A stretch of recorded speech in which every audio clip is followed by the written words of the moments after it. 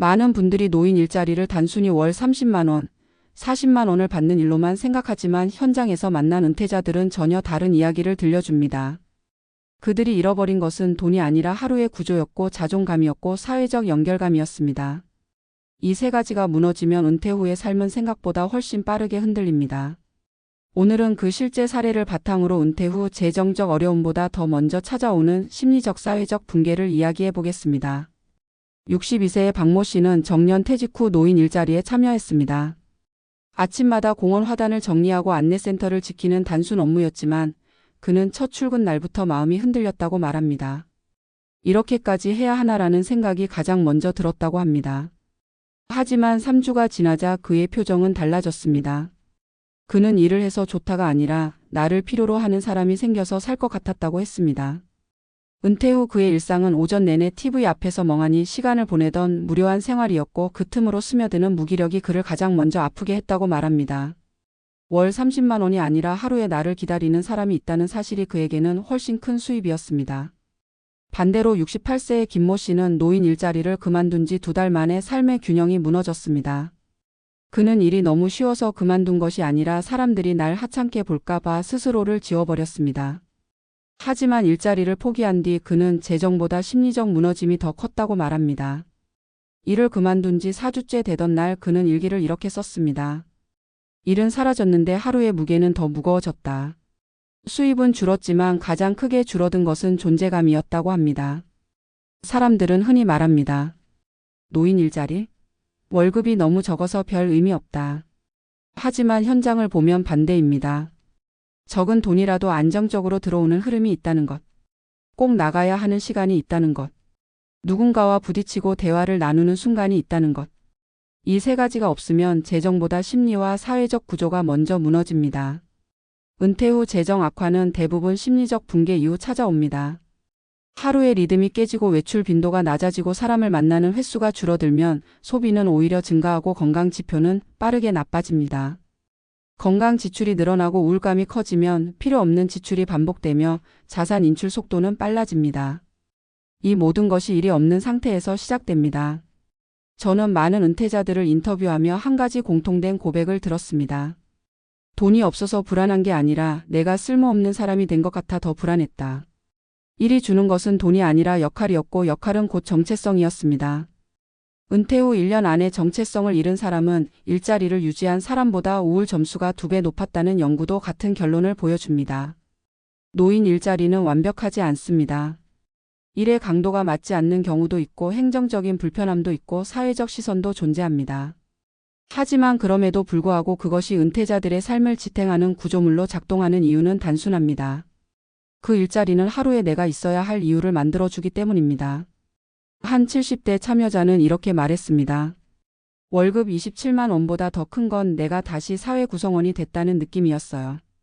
이 말은 노년의 일자리를 바라보는 관점의 전환을 요구합니다. 돈이 아니라 구조, 수입이 아니라 역할, 작은 보수가 아니라 살아있는 감각. 이제 우리는 묻습니다. 노인 일자리가 진짜로 지켜주는 것은 무엇일까? 은퇴자들은 한 목소리로 이렇게 말합니다. 돈이 아니라 나였다. 마지막으로 드리고 싶은 메시지는 이것입니다. 은퇴 후 삶을 지켜주는 것은 재산이 아니라 일상의 구조입니다. 그 구조를 만들어주는 가장 확실한 도구가 바로 일입니다. 돈 때문에 일하는 것이 아니라 무너지지 않기 위해 일하는 것입니다. 이 진실을 깨닫는 순간 노인 일자리는 수입이 아니라 생존 전략으로 보이기 시작합니다. 그리고 그 사실을 아는 사람들은 늙지 않습니다. 은퇴자들이 공통적으로 말하는 문제는 돈이 부족하다는 단순한 경제적 어려움이 아니었다는 사실을 우리는 계속 확인하게 됩니다.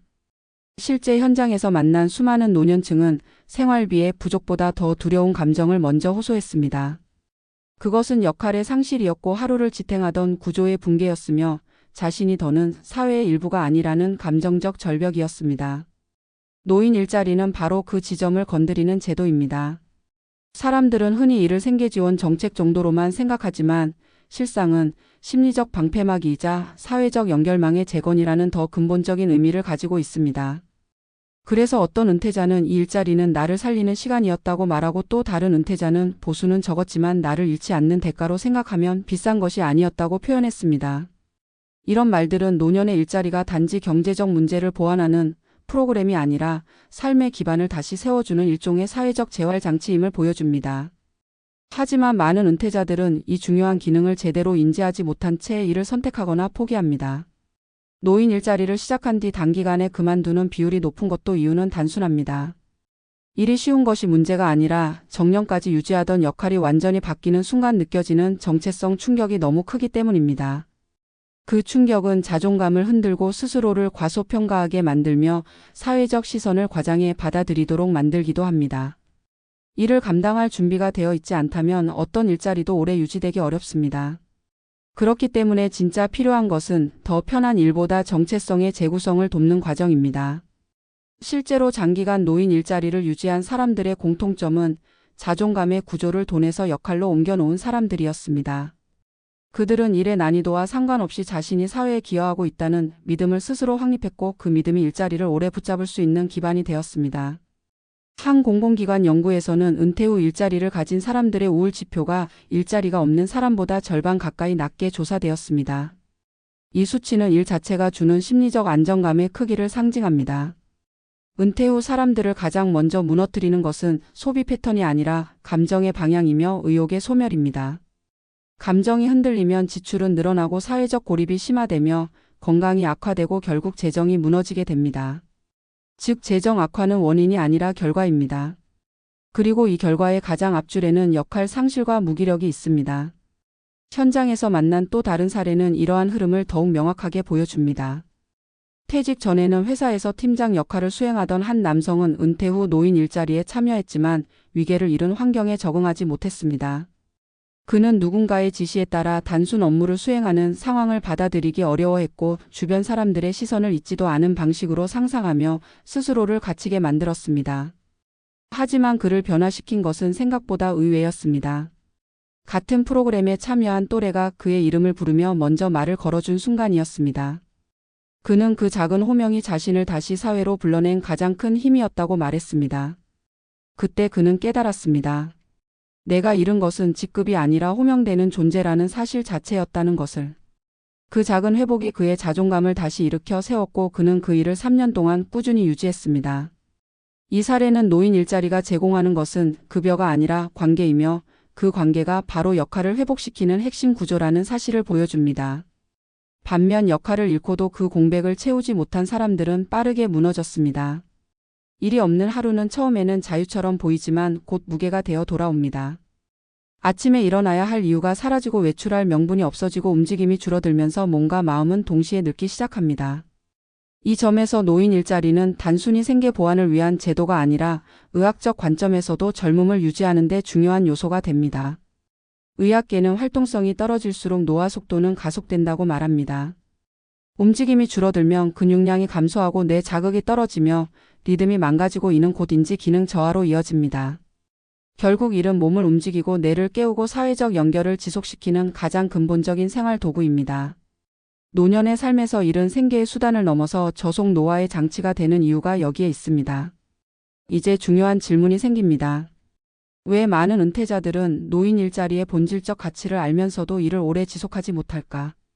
그 핵심에는 자존감의 충돌이 있습니다. 정년까지 유지했던 자기 이미지와 현재 맡은 업무 사이의 간극이 스스로를 흔듭니다. 하지만 이 시기 가장 필요한 것은 과거의 역할이 아니라 새로운 역할입니다. 노년의 역할은 더 이상 성과를 내는 것이 아니라 연결을 유지하고 리듬을 만드는 것입니다. 이 역할 전환을 받아들이는 사람들은 이를 오래 유지하며 심리적 안정과 사회적 활력을 되찾았습니다. 은퇴 후 성공적으로 삶을 유지하는 사람들의 공통점은 뜻밖에도 단순합니다. 이를 돈의 문제로 바라보기보다 나를 보호하는 장치로 본다는 점입니다. 일을 한다는 이유만으로 매일 외출하게 되고 자연스러운 관계가 생기며 최소한의 목적성이 생기기 때문에 마음은 흔들리지 않습니다. 이것이 바로 노인 일자리가 은퇴자의 삶을 지탱하는 보이지 않는 기반입니다.